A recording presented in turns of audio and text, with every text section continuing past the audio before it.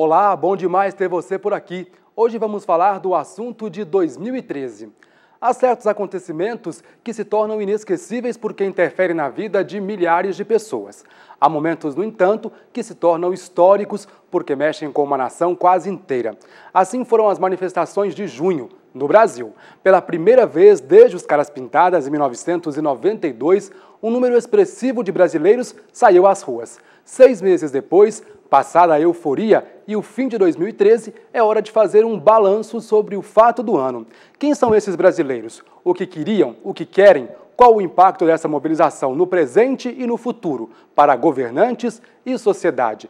São algumas das questões discutidas no programa de hoje, que já começou. O primeiro computador eletrônico foi um produto da Segunda Guerra Mundial. Representava a separação do mundo em dois mundos. A missão da descoberta iria salvar o mundo. E para falar sobre o tema de hoje, nós recebemos Rudá Risse. Ele é mestre em ciência política e possui doutorado em ciências sociais. É autor do livro Lulismo e ele agora prepara o lançamento de uma publicação sobre as manifestações de junho. Recebemos também Manuel Leonardo Santos, professor adjunto do Departamento de Ciência Política da UFMG. Manuel é especialista em poder legislativo, mestre e doutor em ciência política e autor do livro Voto, Parlamento e Políticas Públicas. Bom, nós agradecemos muito a presença dos dois aqui no nosso programa. Eu que agradeço o convite. Bom, vamos começar então falando sobre a principal frase, das manifestações, a frase recorrente. 2 pontos. O gigante acordou.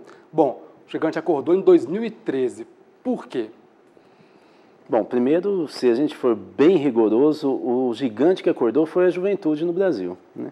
A gente tinha alguns meses antes, a gente já tinha tido uma manifestação importante de lideranças indígenas, até de certa maneira muito agressiva. A gente estava tendo várias mobilizações pelo Brasil. A própria luta pelo passe livre já tinha estourado desde o início do ano no Rio Grande do Sul, Florianópolis, que é o grande centro da luta, em Salvador. Então, não estava bem adormecido, né? Não dá para dizer que um Brasil com dimensão continental. Mas é fato, sim, que o que saiu às ruas de novo é uma multidão, foi uma multidão, que pela primeira vez não tinha lastro nenhum com partido político ou alguma organização nacional, estudantil, sindical, por trás, liderando. Isso é diferente da luta pelas diretas já, onde os partidos políticos estavam muito presentes, principalmente de oposição, evidentemente.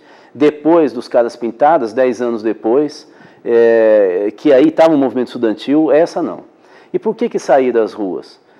De uma certa maneira, porque o modelo de organização do Estado brasileiro dos últimos 10 anos, desde a vitória do Lula, retirou, em primeiro lugar, grande parte das organizações que fazia a mediação entre as ruas e as decisões de governo ou partido.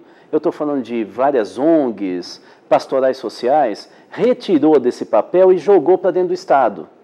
Eu não estou dizendo que foi uma iniciativa pensada, elaborada, maquiavélica, mas de fato foi isso que ocorreu. Nós atuamos com várias dessas organizações, a minha equipe, e a gente percebia um distanciamento muito grande. Então, essas organizações que faziam uma espécie de colchão ou tradução das ruas, elas, de repente, durante os últimos 10 anos, foram se afastando muito aceleradamente. E, por outro lado, nós tínhamos o início de um certo esgotamento da euforia do Brasil Grande, que apareceu muito em 2010 novamente, depois do milagre brasileiro, né? Veio a ideia da marolinha, compre, que o Lula falou, todo mundo veio para compra. 2009 começa a retomar o mercado interno, 2010 explode o mercado interno brasileiro. A partir daí o governo Dilma começa a ter uma espécie de adormecimento da economia, e aí nós temos então as duas situações, um certo cuidado, descrença com o que viria daqui por diante no Brasil e uma ausência de canais de comunicação com quem toma a decisão. Juntando os dois, deu o início da pólvora que explodiu com os meninos, que aí é um caso à parte que a gente fala depois. Agora, a ideia que existe é de que as manifestações tiveram origem com a ascensão da nova classe média. Vocês concordam com isso? Sim, eu concordo plenamente. O Rudá fez uma análise, na minha opinião, muito cuidadosa e recuperou os fatos como deve ser feito. Só queria pontuar duas coisas que eu acho que, em termos complementares, podem ajudar a gente a entender. Primeiro é o estilo da presidente Dilma Rousseff. A presidente Dilma Rousseff ela hostiliza os movimentos sociais e fez um esforço para implantar um programa de desenvolvimento que confrontou, por exemplo, comunidades tradicionais, comunidades indígenas e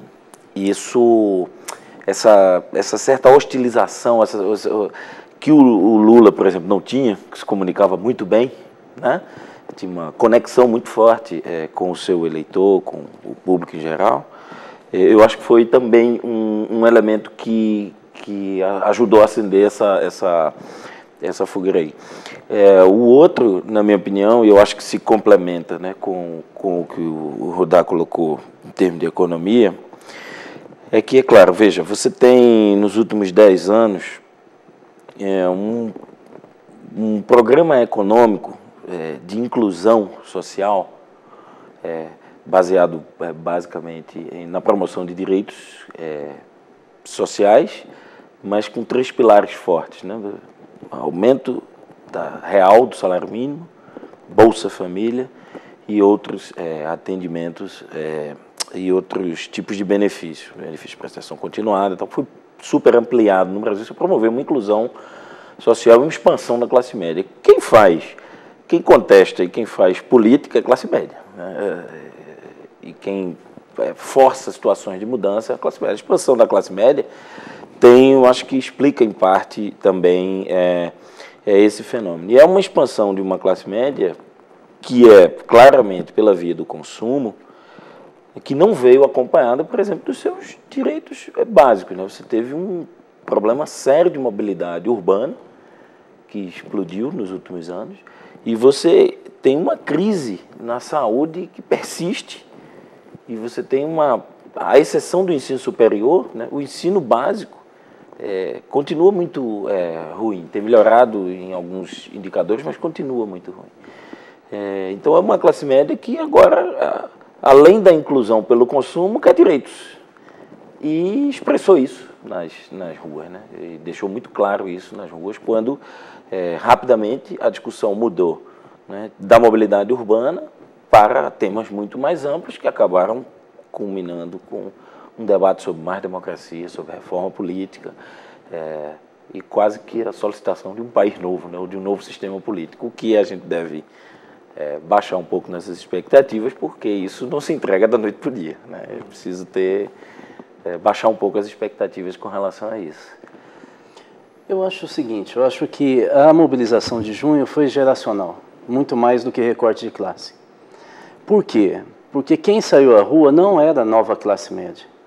Os dados do Ibope, do Datafolha, do Inovare aqui em Belo Horizonte, revelam que eram jovens, todos, 70%, um pouco mais, ou cursando universidade ou já com ensino universitário, e com uma renda muito acima do que é a chamada classe C, que aliás é um conceito complicado, que na verdade a famosa classe C, que foi criada pela GV do Rio de Janeiro, pelo Marcelo Neri, não é uma classe, né?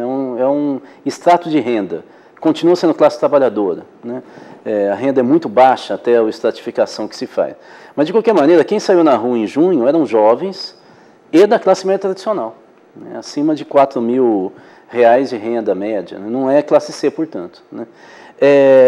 O que não significa que esteja errado o que o professor acabou de falar, ou seja, depois que se saiu à rua, houve um impacto muito forte, mas não que ele tenha saído da rua, sobre a opinião dessa ascensão, desses segmentos de classe que tiveram uma ascensão nos últimos 10 anos no Brasil pelo consumo, né?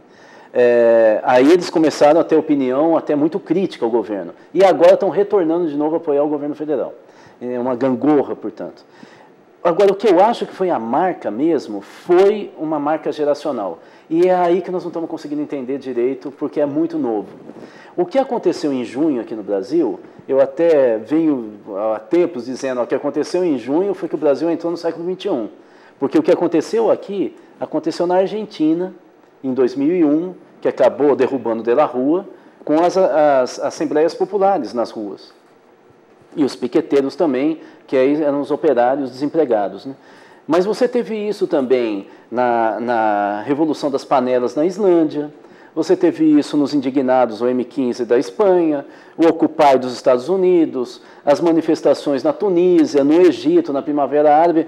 Ou seja, o século XXI foi marcado. Eu vou dar só um dado aqui, talvez, que o pessoal tenha um pouco mais de ilustração do que eu estou dizendo. Numa das manifestações do Egito, os jovens foram para, obviamente, que é uma questão do Oriente Médio e também que pega aí o norte da África, né? Do mundo árabe, de uma certa maneira, numa das manifestações, os jovens, em uma multidão imensa, milhares, dezenas de milhares de jovens, foram fazer uma crítica e um ato público, no meio dessas manifestações, na sede da Embaixada de Israel. E aí, gritando palavras de ordem contra Israel, e de repente um jovem, 20 e poucos anos, que a partir daí passa a ser chamado, não vou saber por quê, de Homem-Aranha, do nada, não era um líder, não era nada, põe uma bandeira da Palestina na boca e começa a subir pelo lado de fora um prédio de 10 andares. 10 andares pelo lado de fora, escalando, e a população entrou em delírio. Quando ele chegou no topo, isso é uma loucura, né? Ele tira a bandeira do mastro de Israel, joga e coloca da Palestina e volta. Quando ele volta, a população, os jovens estavam delirando tanto que abraçaram ele, dava tapa com tanta força nele, de alegria, que ele foi para o hospital. Saiu de lá direto para o hospital.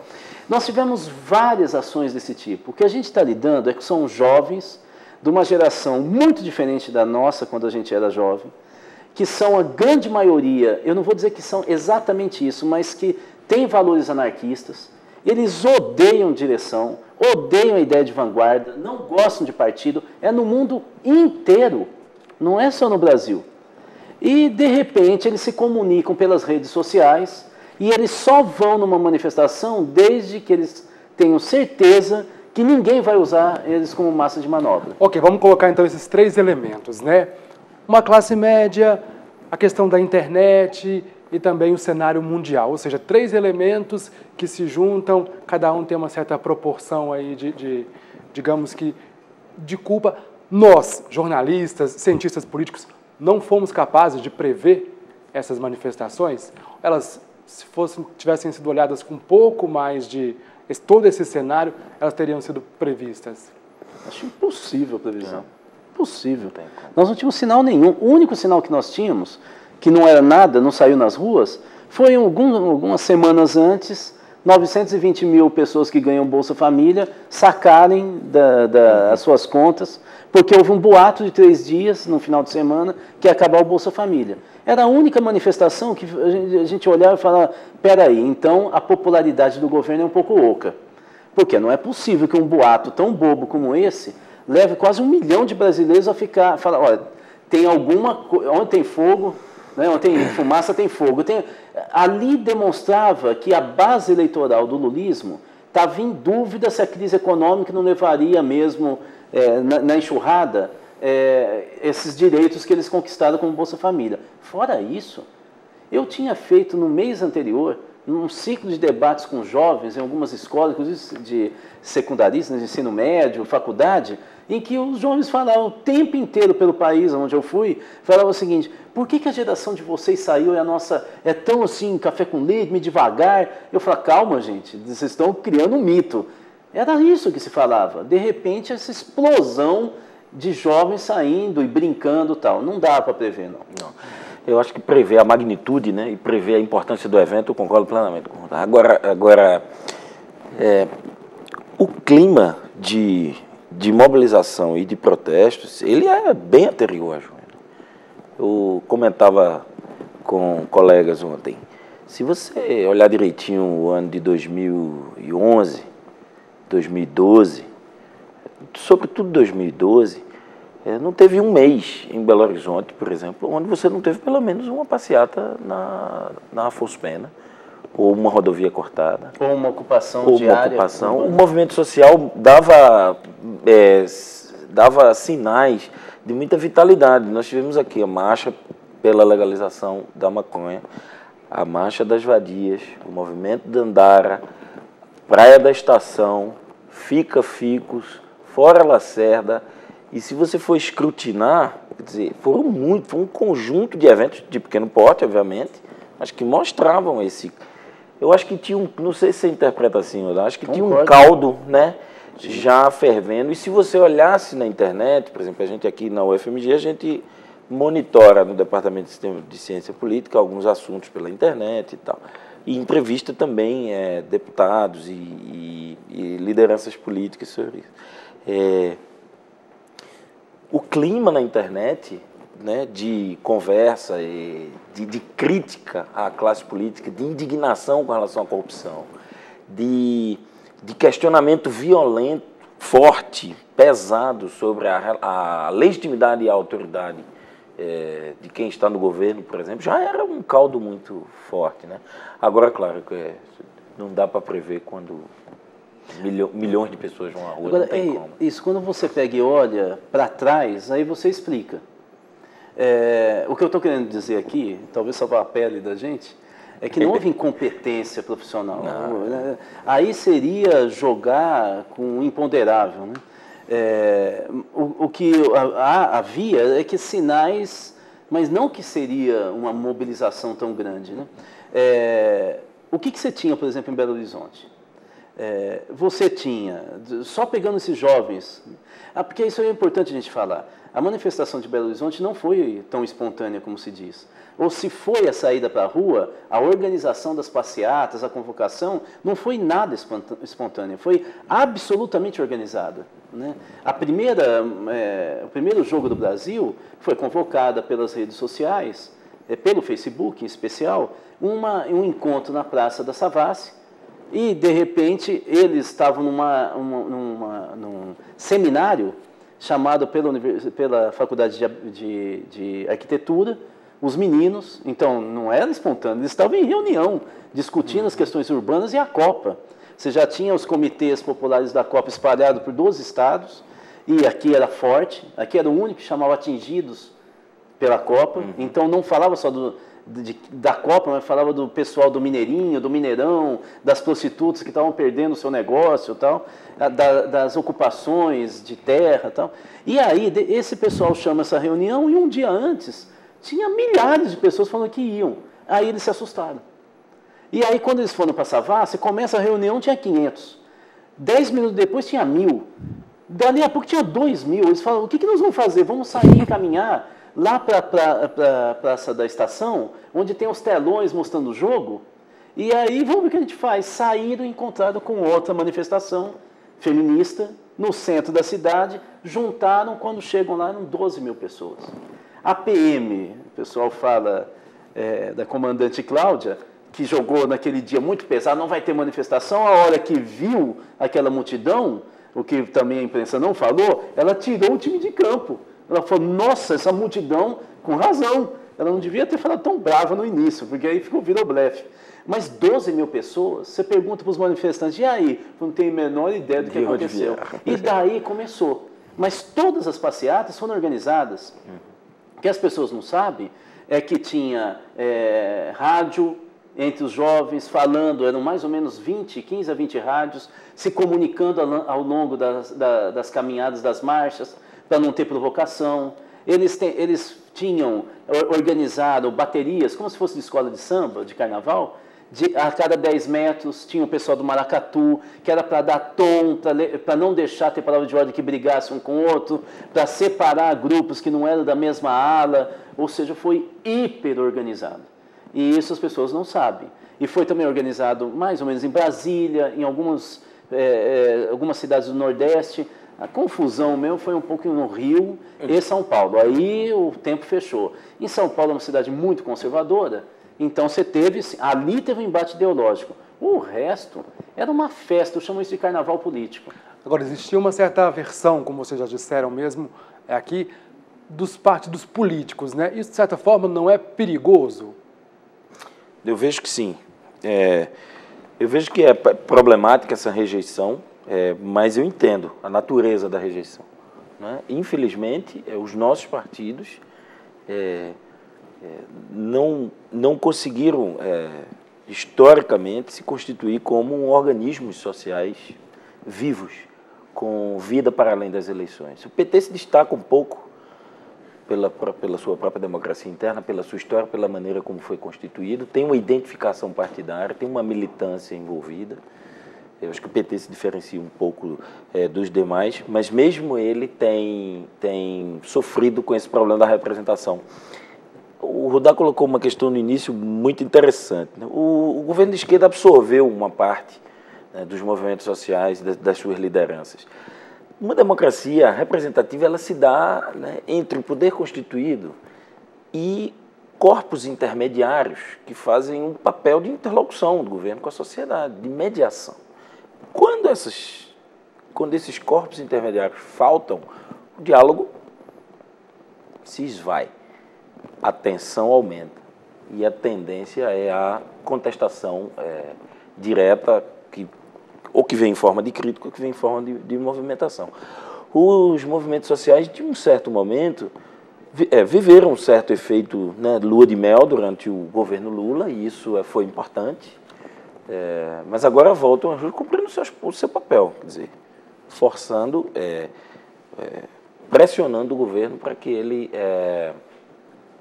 cumpra suas funções, e pressionando a classe política e os partidos para que ela mude de postura, né? Eu entendo, então, a natureza da crítica. Agora, a rejeição desses corpos intermediários, simplesmente por rejeitar, é você imaginar que você pode construir uma democracia sem partidos, sem movimentos sociais, sem sindicatos, sem representação. E numa democracia de massas, isso não existe. Isso é problemático.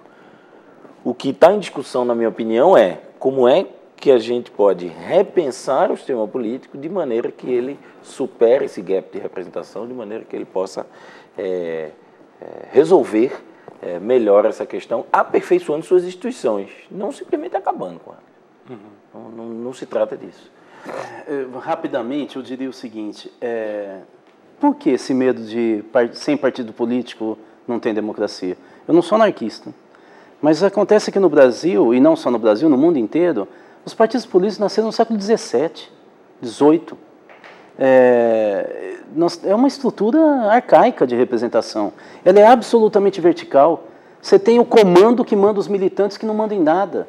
É assim no mundo inteiro. O mundo inteiro rejeita esse tipo de representação social. Será que não era a hora da gente aprender com as redes sociais?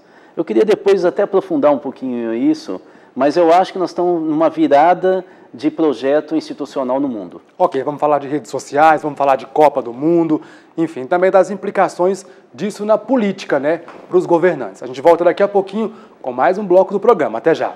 O primeiro computador eletrônico foi um produto da Segunda Guerra. Representava a separação do mundo em dois. A Alexandre foi descoberta iria salvar o mundo.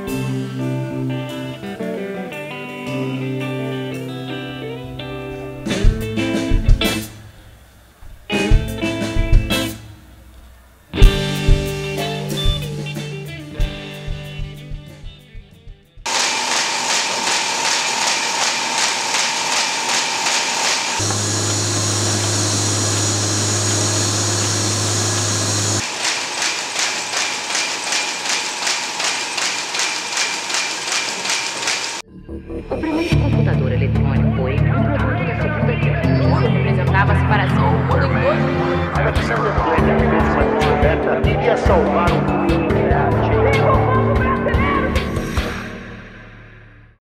Nós estamos de volta e hoje discutindo o fato do ano, as manifestações de junho. Estamos recebendo Rudá Rissi, cientista político e sociólogo, e Manuel Leonardo, cientista político. Bom, o gigante acordou e assustou muita gente. Como é que foram aí digamos que, o susto que eles tomaram e as medidas que vieram depois do susto? Foi assim em todo o mundo nesse século.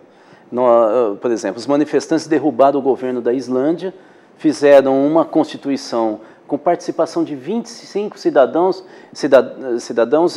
definidos aleatoriamente, que elaboraram uma proposta de mudança da Constituição. Mudou o país, alguns anos depois voltou a força política que eles derrubaram. Na Argentina foi a mesma coisa. Derrubado de la Rúa, logo depois volta os peronistas, né? E foi assim no Egito, a gente está vendo como que... Ou seja, essas mobilizações, ela tem essa característica de não se preocupar com o campo institucional. É meio que um estouro de boiada falando, nós não queremos isso, mas justamente porque eles não querem isso, eles também não se propõem a reconstruir nada. Então, isso assusta muito. Só que no primeiro momento, no segundo momento, quem está na frente do poder continua no poder.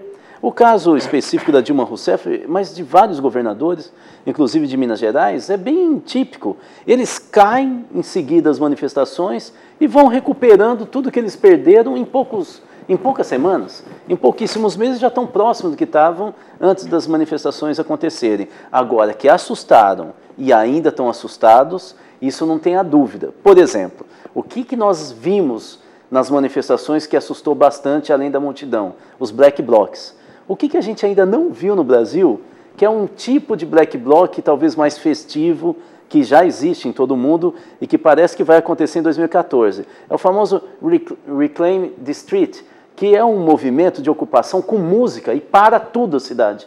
Eles vão tocando e cantando uma espécie de rave durante o dia inteiro, ou então, como aconteceu em Londres há pouco tempo, esses meninos começam a plantar em jardim, em parque, em terreno baldio, alimento. No mesmo dia, milhares começam a plantar. Ocupam a cidade com pá. Isso nós ainda não vimos, mas é uma novidade que assusta demais o campo institucional. Os deputados não sabem lidar com isso. Os governantes muito menos. Como é que eles conversam com esse pessoal? Chama, eles vão, aí fala, bom, então vocês são representantes? Nós não. A gente só representa a gente mesmo. O governante não sabe lidar com isso. Por isso que ele assusta, mas é um outro mundo. Talvez uma espécie de hippies mais politizados do século XXI. É bem difícil, né? Gostei muito da definição dos hippies politizados do século XXI. Me parece muito interessante. É muita criatividade, né? E a contestação à estrutura, né, institucional colocada é uma marca muito forte. Eu acho que o Rudá resumiu bem. O ponto é o que fazer com isso, né? Quer dizer, eu particularmente acho que é preciso repensar o desenho institucional. E eu acho que o Brasil tem dado sinais positivos nisso. Eu acho que o Brasil é um grande laboratório, por exemplo, de mecanismos de participação política, orçamento participativo, governos mais descentralizados. Obviamente está longe, né, de ser um modelo ideal ou de atender efetivamente, ou de permitir efetivamente decisões menos horizontalizadas, né, mas acho que tem melhorado muito. O que eu penso é o seguinte: eleições e partidos, né, têm um papel fundamental. Os partidos têm um papel fundamental, as eleições têm um papel fundamental na constituição do governo, se legitima o governo. Mas eleições, sistema eleitoral e partido são muito ruins como mecanismo de controle e de participação política. O que você precisa é que, para além do processo eleitoral, para além da estrutura institucional que existe, você ampliar as possibilidades de diálogo de forma a entender esses enigmas, esses novos enigmas, essa nova linguagem, esse novo conjunto de reivindicações, né? Agora, eu não acho que, para que isso seja entendido, percebido e incorporado, né, você tenha simplesmente que eliminar as instituições, você tinha simplesmente que, por exemplo, acabar com o partido. Na minha opinião, é uma forçação de barra. Por quê? Partidos têm um papel. Eles mobilizam eleitores e os partidos desenvolvem um papel na governabilidade. Veja, se você acompanhar os últimos 20 anos do Brasil, nós tivemos avanços muito significativos. Nós resolvemos o problema da estabilidade da moeda.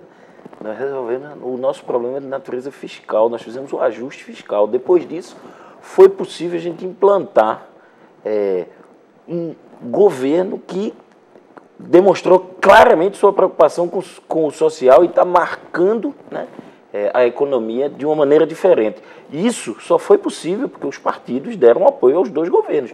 Os presidentes que entraram, governaram, fizeram mudanças significativas e fizeram isso porque tinham apoio partidário. Portanto, eu acho que há uma certa rejeição ao papel dos partidos. Eu acho que ele está incompleto. Eu acho que os partidos precisam rever suas práticas como corpos intermediários políticos, precisam repensar sua representação. Tudo isso é verdade. Mas você não pode... Existe um trabalho desenvolvido por isso. Né? É muito fácil você satanizar os partidos ou satanizar o sistema político, mas tem 25 anos que nós estamos numa estabilidade democrática que permite, por exemplo, que a gente vá para a rua hoje e seja respeitado. Mas veja, acho que esse é um ponto importante, gente. Eu acho que aí nós temos que fazer alguns detalhamentos, talvez, maiores. Isso eu acho que é o grande tema, na verdade. Depois do impressionismo, né, do quadro pintado das manifestações, aí vem a interpretação, né? E aí o aprofundamento. Né? Aquele quadro foi uma coisa passageira, ele criou uma nova escola, né, das artes plásticas e tal. Eu acho que esse é o grande debate. Então vamos por parte. Primeira questão. De fato, o Brasil tem uma inovação nos anos 80 e parte dos 90, em termos de gestão pública e de participação popular, e a gente ia, portanto, no caminho da democratização institucional, inclusive da tomada de decisão pública, com o orçamento participativo e os conselhos de gestão pública. Para citar dois casos, talvez os mais famosos. No Brasil vieram indianos, americanos, vinham direto, japoneses. Como é que vocês fizeram isso? Né? A gente recebia toda hora as delegações internacionais. Fomos motivo de seminários internacionais, isso poucos brasileiros, inclusive, sabem. Né? Mas o que acontece? Acontece que, por incrível que pareça, justamente as forças partidárias que nos anos 80 e 90 estimularam essas mudanças que ocorreram nos municípios. É isso que talvez as pessoas não se lembram. O orçamento participativo não aconteceu nos estados, muito menos na União, aconteceu nos municípios. As reformas educacionais com gestão democrática, eleição de diretores, aconteceram nos municípios. Depois um outro estado copiou. Os conselhos começaram nos municípios, conselho de saúde, educação, que já tem há muito tempo no Brasil, foram os municípios que começaram. Aí você tem as forças partidárias que estimularam isso, entram no governo e eles destroem o papel desses organismos. Primeiro, por quê? Porque concentra o orçamento. 60% a 65% do orçamento público hoje no Brasil está na mão da União. Quando você retira o dinheiro dos municípios, eles passam a ficar totalmente dependentes de convênio. Isso foi deliberado do governo federal. Nós tivemos reuniões com ministros. Eu era do Fórum Brasil do Orçamento, da executiva do Fórum Brasil do Orçamento, que é um fórum que articula 60 maiores entidades e movimentos sociais do país, incluindo MST, igreja e tal, para tentar acompanhar e controlar o orçamento federal. O que os ministros falavam? Rodar, agora nós vamos pegar a onda do desenvolvimento. Como a maioria dos prefeitos não está preparada para pegar a onda, nós vamos nacionalizar os programas sociais e de infraestrutura. E eles nacionalizaram. E quem é a figura que nacionalizou? O deputado federal. É o deputado federal que foi até o prefeito, que está sem dinheiro, e fala: você quer construir praça? Vai construir Praça da Juventude. Quer casa? Minha Casa Minha Vida. Quer médico? Mais médico. Quer educação? Mais educação. Você quer Bolsa Família? Você tem pacotes inteiros. Quem está no governo sabe o que eu estou dizendo, municipal. Que vem fechado, ele não tem mais criatividade. Ele tem passo a passo o que ele tem que fazer. Inclusive, em termos de protocolo de execução e de prestação de contas. O prefeito hoje não tem mais partido. Ele é gerente de programa federal. Não adianta ele ser de um partido que não faz diferença nenhuma no país. Basta fazer uma viagem para os municípios.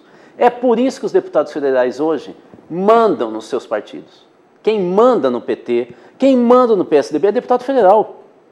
Por quê? Porque eles são os dirigentes da República Brasileira que vão até o prefeito e falam o que você quer, aciona o ministério e traz. Ora, onde está o cidadão nessa história? Eliminado. O que o cidadão pede no bairro não interessa. Eu lembro de uma cidade aqui em Teófilo Otoni, que eu cheguei para a secretária, eles pediram para fazer uma avaliação social da situação da criança e adolescente, e a gente dizia, olha, tal bairro tem caso grave de prostituição infantil. Todos conhecem. O que você fez? Ah, tentei levar um CRAS para lá. Eu falei, mas e aí? Ah, não deu para alugar. Mas você deixou 4 anos as meninas se prostituindo, 10 anos? Ah, mas acontece que o programa do governo federal perdeu a liderança. Então, a questão é, como é que a gente pode recuperar essa institucionalidade política para voltar a ter vitalidade e, ao invés de tutelar a sociedade, fazer com que a sociedade ingresse nesse campo para ter vigor de novo e ser democrático, e não um pai. Agora, se o processo... É a reforma. Uhum.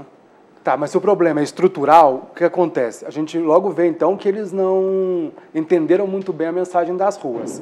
Entenderam e desesperaram e fizeram de tudo para acabar.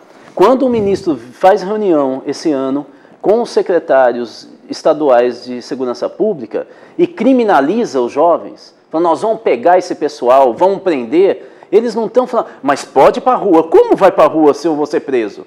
Então, eles estão tentando criminalizar e criar uma onda de terror para que não tenha mais movimentação. Conversar com a rua, não conversa. Quando falaram da gente pegar e fazer plebiscito para discutir a reforma política, eles desesperaram, até os partidos da base aliada do governo federal, porque eles iam perder poder. Reforma política, nós fazendo. Eles vão tirar o nosso poder? Nós que somos reis da República? Então, de fato, o que nós precisamos é, a única saída seria radicalizar na representação política. Como? Eu tenho que limitar o número de vezes que um parlamentar pode se reeleger. Eu teria que adotar o recall, que, por exemplo, tem na Califórnia, em vários países do mundo, que na metade do mandato, um percentual dos eleitores acha que aquele cara que eu elegi não está fazendo o que eu quero, eu posso pedir uma recontagem ou uma nova eleição e, se for o caso, cassar o mandato do eleito. Eu posso criar veto popular, ou seja, os deputados ou vereadores votaram uma coisa que eu não quero, eu posso entrar com pedido através de uma coleta de assinatura de eleitor e vetar o que eles votaram. Eu posso acabar com o Senado, que o Senado no Brasil não tem sentido nenhum. No Brasil não tem estrutura bicameral, é estrutura de representação oligárquica. Então, eu poderia radicalizar a democratização do país e aumentar o poder do eleitor, aí ele vem para o sistema.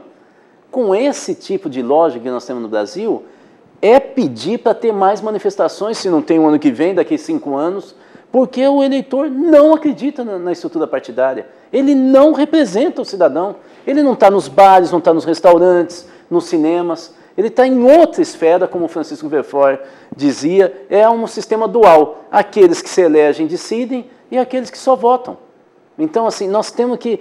O que os meninos falaram na rua e no mundo inteiro estão falando é, esse sistema apodreceu.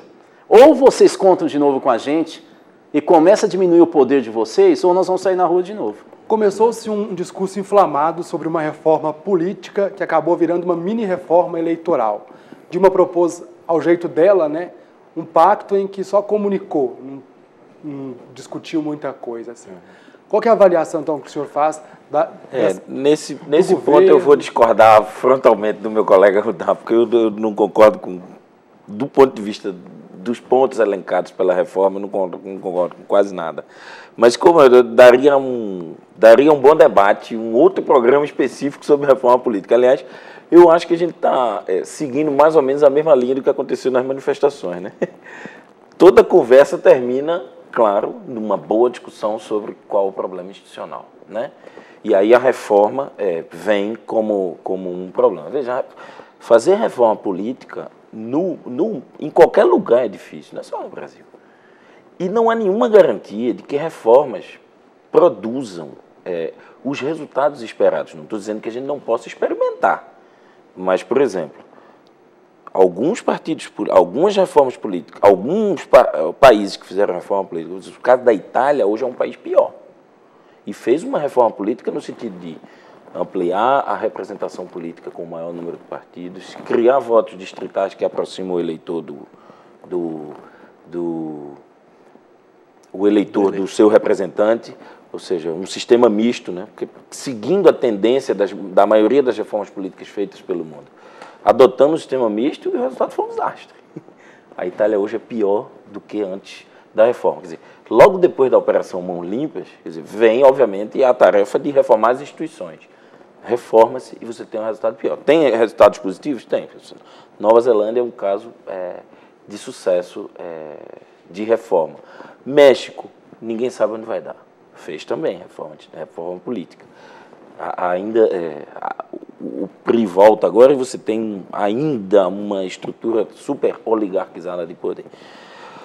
Então, eu acho que a gente deve baixar nossas expectativas com relação à reforma política e o que ela pode oferecer. Primeiro, na minha opinião, eu acho que o cidadão não quer participar tanto quanto a gente imagina que quer.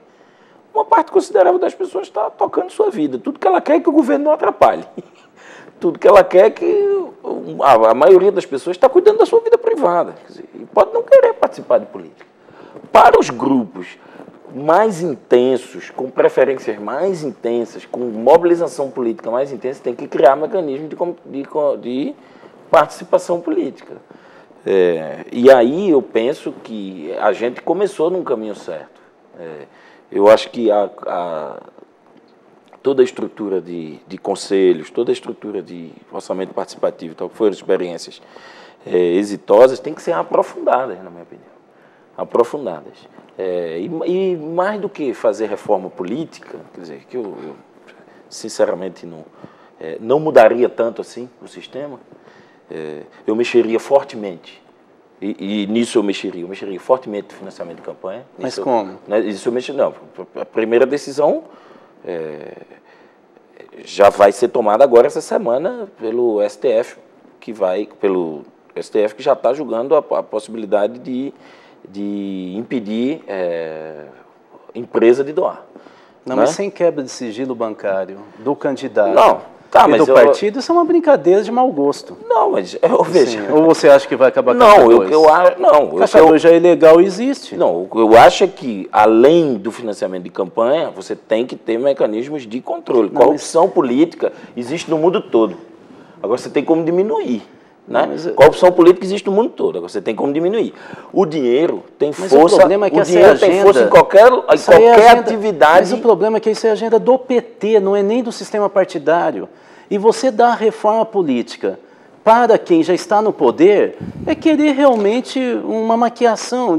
Você vai maquiar a população saindo na rua, falando, essa multidão, nós não confiamos em você. E você brincar com isso, transformando uma reforma política numa micro-reforma eleitoral do PT, e não é do PT, porque os filiados não foram consultados. Os filiados são muito mais radicais do que, por exemplo, o Cândido Vacareza, que foi colocado lá, é conhecidíssimo no PT, principalmente em São Paulo. É uma brincadeira de mau gosto, que é para fundar mesmo a crença no sistema partidário.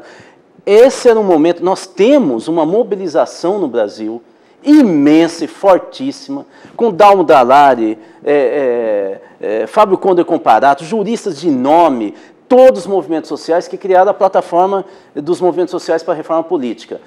Quem está assistindo, basta colocar em qualquer sistema de busca e entra no site e vai ver qual é a qualidade da discussão.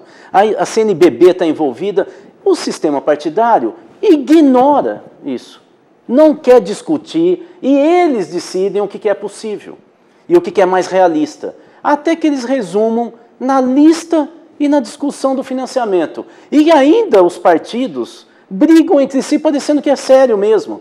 Eles que fiquem discutindo entre eles e deixam a reforma para a gente. A questão básica é o seguinte, se a reforma política é representação, eu que elejo o representante tenho que mandar como que vai ser o representante. É aquilo que a gente sempre diz, para terminar, no futebol. O pênalti é tão importante que quem tinha que bater o pênalti é o presidente do clube. Reforma política é tão importante que a gente tem que tirar os deputados dessa discussão. Tem que ser o cidadão. Mesmo que seja 10, é mais do que eles. Veja como uma coisa é complicada. Estamos em 3 aqui. E provavelmente temos 3 opiniões sobre 3 diferentes reformas. Isso é democracia. Não, sim, mas como é que você operacionaliza isso? Um debate organizado. O debate ele vem acontecendo e o debate... De jeito nenhum. O debate vai ser... De jeito nenhum. Se você for em qualquer entidade de representação social do Brasil, a começar pelas igrejas, e perguntar para qualquer igreja, e eu não estou falando de fiel, estou falando de quem comanda as igrejas, e pergunta o que é que se discutiu no Brasil. No Senado, por exemplo, se perguntar a federação de partido, que é uma proposta dos senadores de mais ou menos 20 anos, o que é que você sabe disso? Vão falar, não sei. Se você começar a perguntar o que eles discutiram, aquilo é uma reunião, uma confraria de pessoas que estão discutindo como manter o poder atual. Eu não quero o poder atual e a maioria não. Nosso tempo está terminando, o papo é muito bom, mas complicado. Vamos fazer só uma aposta de 2014. O que vocês esperam para 2014? Ano de Copa do Mundo, vão vir novas eleições, enfim, um cenário todo montado. Esperar o que de 2014 em relação às manifestações? Elas voltam mais forte? Tem implicação no cenário eleitoral? O tempo está bem resumido, então talvez 1 minuto para cada um, por favor. Já que eu falei, deixo para ele terminar. Acho que voltam. Não vejo, assim, com muita garantia se vai ter uma manifestação de massa. Por quê? Porque o brasileiro é fanático do futebol. Uma coisa é Copa da Confederação, outra é o Brasil ser campeão do mundo. Acho que vai ter uma revolta se parar a Copa, mas elas podem pegar fogo, vai depender da reação, inclusive, da polícia. E, em terceiro lugar, acho que não vai ter impacto nenhum sobre as eleições. Eu acho que a possibilidade desse trem continuar como está é muito grande. Nenhum, como não teve o ano passado, não vai ter esse ano. Eu acho que tem um clima propício para isso. E a visibilidade do país em função do evento vai provavelmente gerar movimentações e gerar... É o que você sente na internet hoje, né? É o que você percebe conversando com as pessoas. E eu acho que tem a possibilidade realmente de, em função da visibilidade do evento, a gente voltar a ter manifestações em grande porte. Da mesma forma que a gente não pôde prever a primeira, não dá para prever a segunda. Agora, me parece que o clima é bastante favorável a isso. Agora, eu sou mais otimista na minha avaliação. Eu acho que depois do evento, o legado desse evento é uma boa discussão política. Pode não se cristalizar, pode não se configurar como uma mudança mais profunda no sistema, pode a gente ainda continuar convivendo com estruturas arcaicas, com estruturas pouco preparadas para essa nova conformação, para esse novo pensamento. Agora, uma coisa é fato, nós voltamos a falar de política. E isso é um bom ponto, na minha opinião. Eu acho que eu sou sempre esperançoso nesse sentido. À medida em que a gente volta a falar de política, a política volta a ser... Ou seja, ela volta a ter o lugar de destaque que ela merece. Claro. Quero agradecer a presença. Porque viver em sociedade é fazer política. Né? Claro, nosso tempo terminou, infelizmente, o papo é muito bom. A gente espera vocês aqui em 2014, caso haja as manifestações. Muito obrigado mais uma vez. Obrigado. Bom, antes de terminar nosso programa de hoje, nós agradecemos a Líder Interiores e a Estefânia Carnino pela parceria na composição deste cenário. Foi muito bom ter você com a gente. A gente espera você em 2014, contando sempre com a sua audiência. Grande abraço e feliz ano novo.